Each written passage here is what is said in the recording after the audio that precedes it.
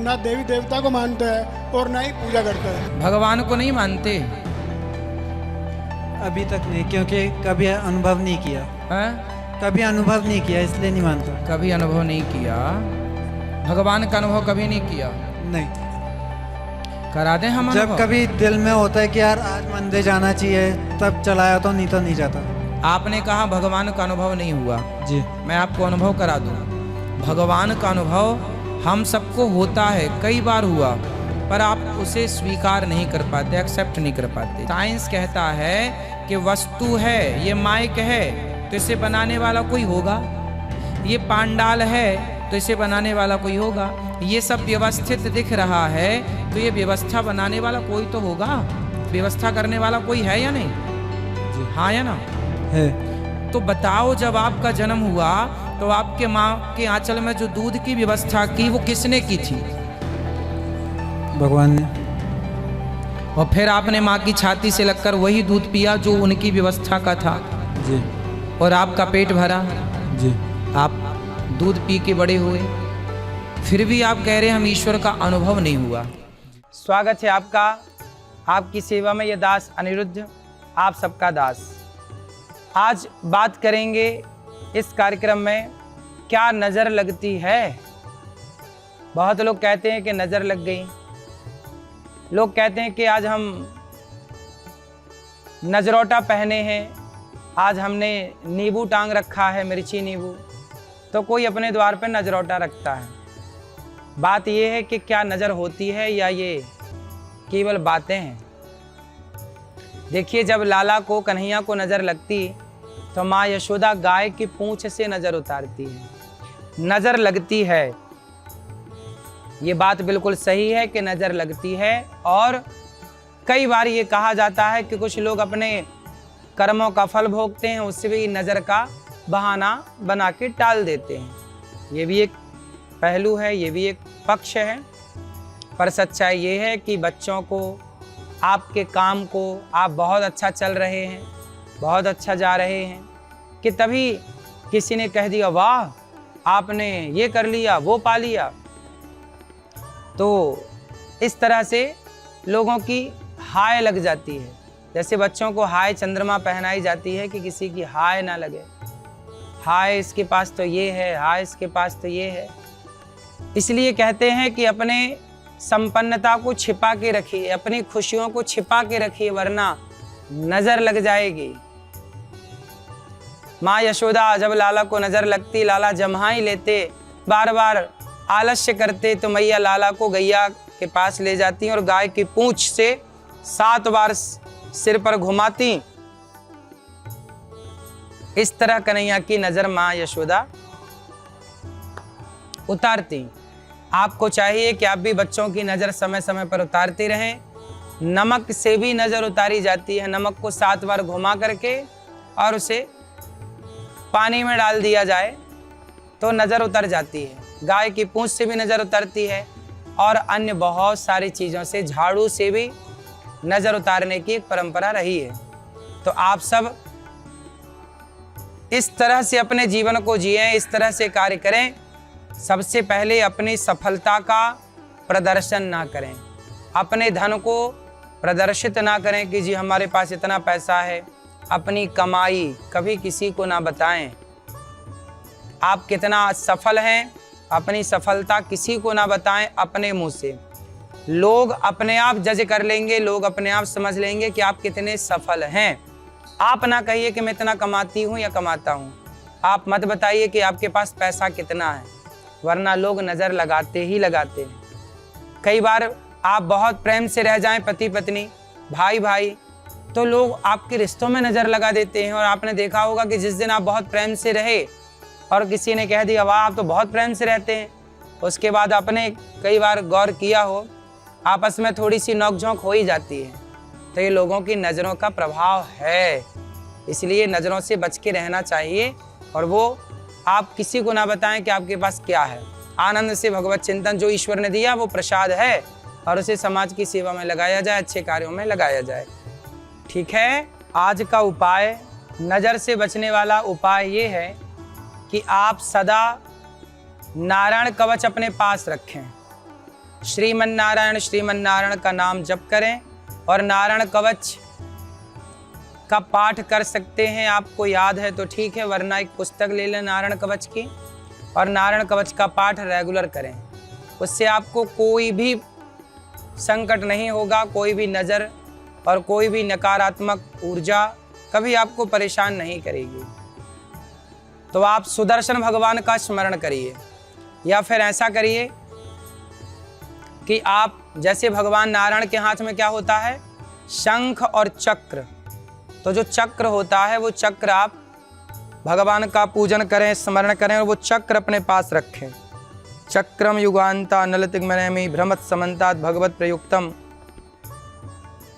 तो सुदर्शन चक्र भगवान का जैसे सारे दैत्यों को मिटाता है, समाप्त करता है, ऐसे आपकी ओर बढ़ने वाली हर नेगेटिविटी, नकारात्मकता एक चक्र, जैसे आप ध्यान से देखेंगे, देखिए ये बीच में देखिए तिलक है, फिर ये शंख है और ये चक्र है।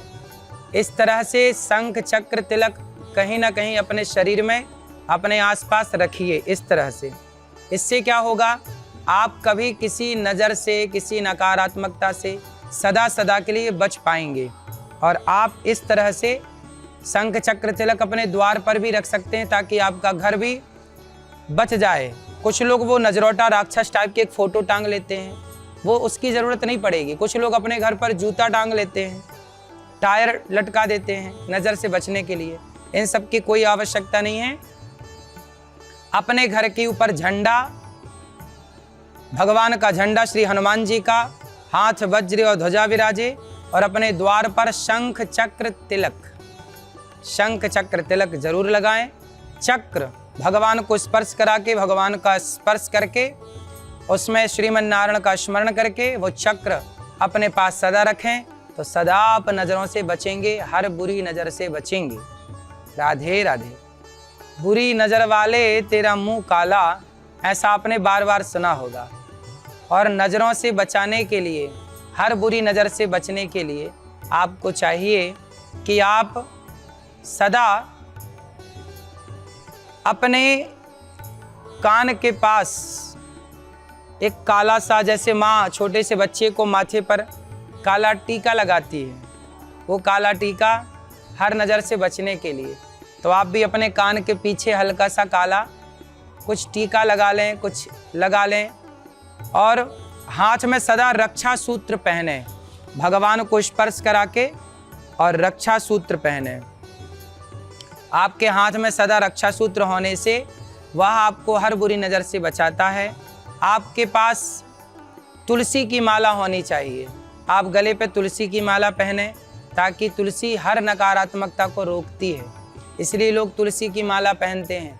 रुद्राक्ष की माला पहनते हैं, चाहे रुद्राक्ष हो चाहे तुलसी हो, आप गले में तुलसी और रुद्राक्ष को अवश्य धारण करें, ताकि आपके ऊपर, आपकी ओर बढ़ने वाली हर नेगेटिविटी, हर नकारात्मकता को तुलसी भी समाप्त करती है, रुद्राक्ष भी समाप्त करता है। तो आप इन चीज़ों का प्रयोग करके और हर बुरी नज़र से आप बच सकते हैं। और हर बुरी नज़र से बचने का एक सबसे बढ़िया तरीका है भगवान की शरण। जो भगवान की शरण में है उसे कभी कोई बुरी नज़र परेशान कर ही नहीं सकती। सबसे बड़ा सुरक्षा कवच है भक्ति का। भगवान के आश्रित रहो, मेहनत करो, खूब कर्म करो और भगवान के आश्रित रहो।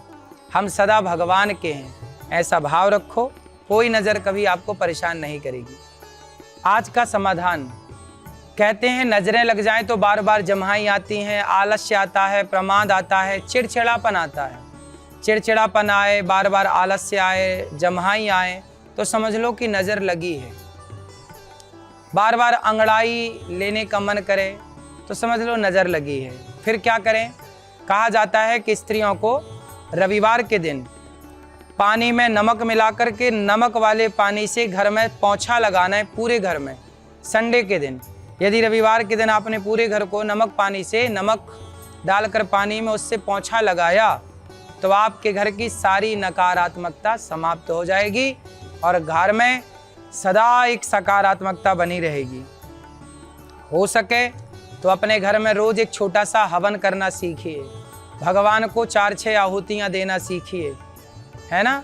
बड़े प्रेम से पति पत्नी दोनों बैठिए। हर अमावस पूर्णिमा को कोशिश करिए कि सत्यनारायण भगवान की आपके घर में कथा हो, ताकि आपके घर में एक छोटा सा इसी बहाने हवन हो, ताकि वो पॉजिटिविटी आपके घर में इतनी हो कि नेगेटिविटी प्रवेश ही ना कर पाए। जहाँ पॉजिटिविटी अधिक होती है वहाँ नेगेटिविटी का काम समाप्त हो जाता है। तो आप अपने घर को पॉजिटिविटी सकारात्मकता से इतना भर लीजिए कि नकारात्मकता को प्रवेश करने का स्थान ही ना रह जाए।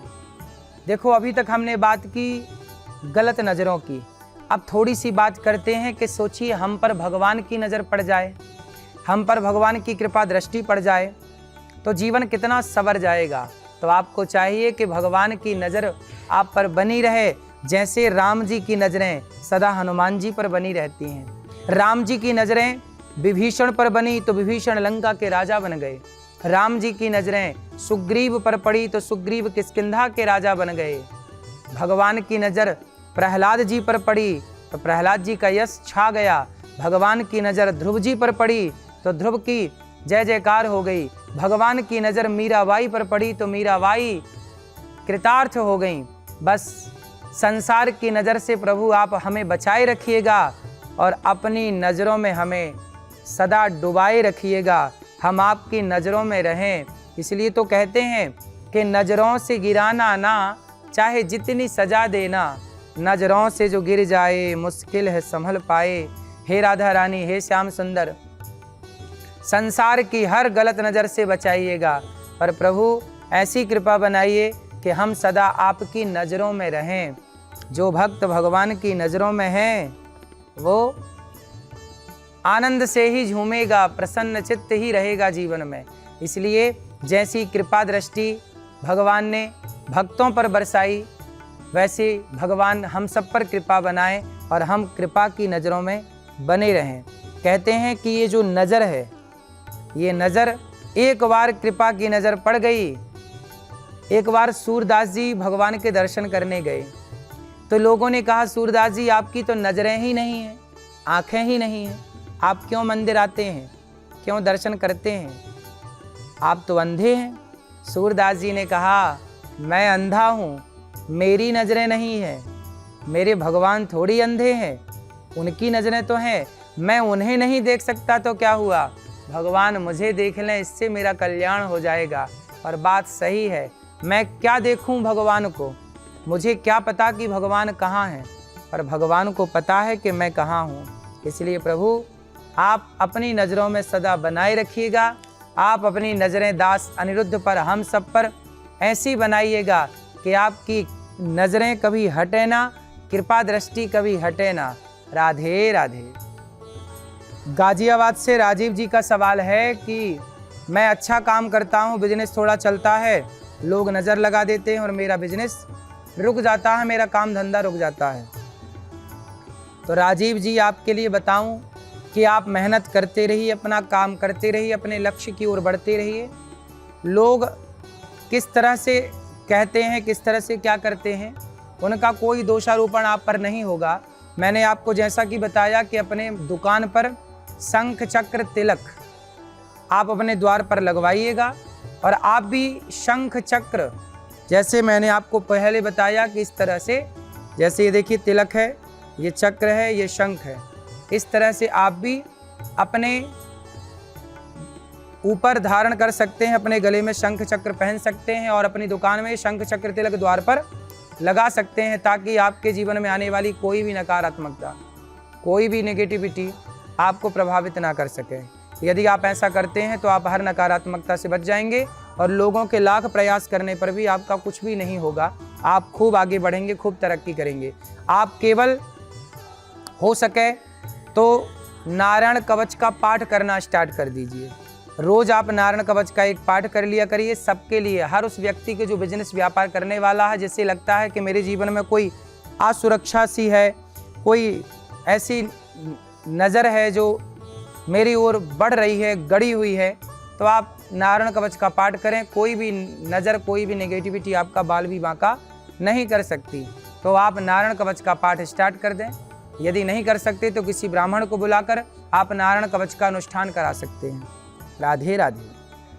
आज के देवी देवता में श्री हनुमान जी हैं।